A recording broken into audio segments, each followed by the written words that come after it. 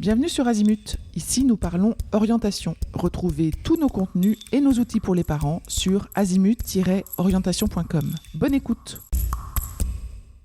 On se retrouve pour un second épisode sur le thème de la sophrologie.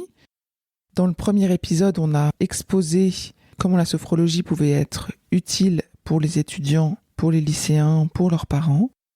Et aujourd'hui, on va aborder la respiration, qui est un anti-stress naturel.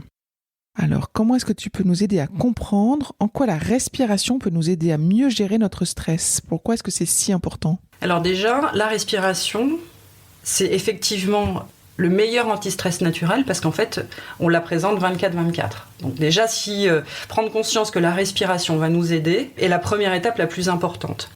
Ensuite, la façon dont on respire a un impact direct sur notre système nerveux et par conséquence sur notre état physiologique, psychique et émotionnel. Et donc, la façon dont on respire révèle l'état dans lequel on est.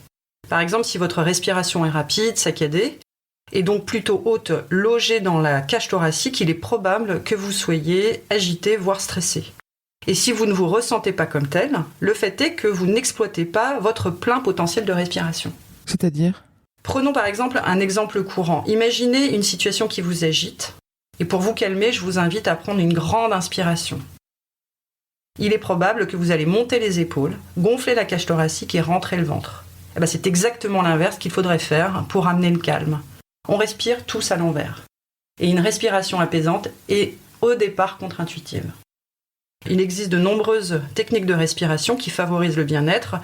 La respiration la plus simple, car la plus naturelle, qui va en quelques minutes installer l'apaisement, c'est-à-dire favoriser le relâchement musculaire, libérer les tensions et accueillir les émotions, et la respiration abdominale, nasale. On l'appelle aussi la respiration diaphragmatique ou ventrale. Donc vous allez inspirer lentement par le nez jusque dans votre abdomen.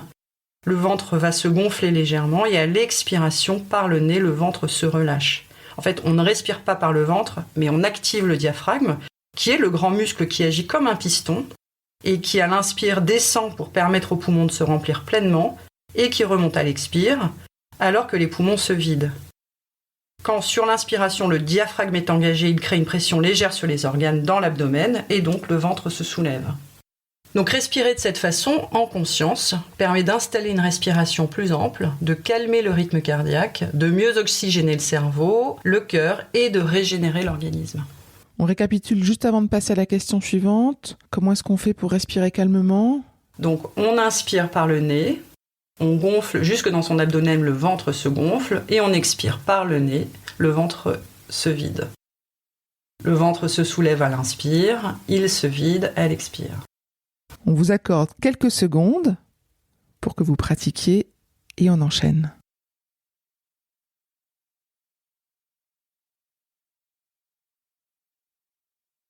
Alors, concrètement, comment et dans quelles circonstances nos auditeurs étudiants ou parents peuvent-ils utiliser cette respiration ?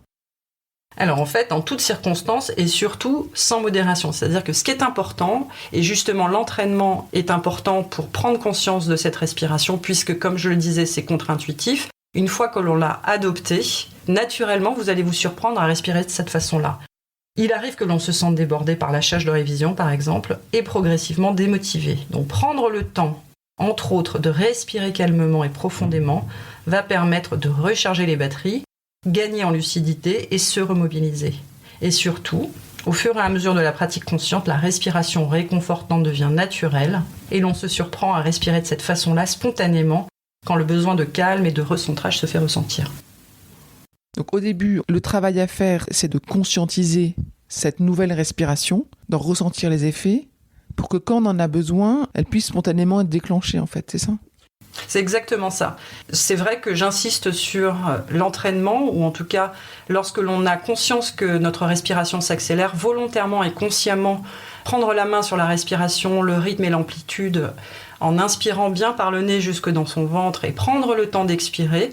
Et c'est à force de le faire de cette façon-là, consciente et volontaire, que dans certaines situations, on va adopter quasi automatiquement cette respiration.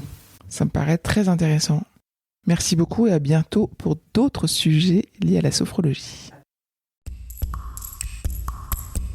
Pour Pour aller plus loin dans l'accompagnement de votre enfant, rendez-vous sur azimut-orientation.com. Tous nos contenus y sont classés par thématique et vous pourrez consulter notre calendrier, notre annuaire d'experts et vous inscrire à la newsletter pour ne rien louper. Merci pour votre fidélité. À bientôt.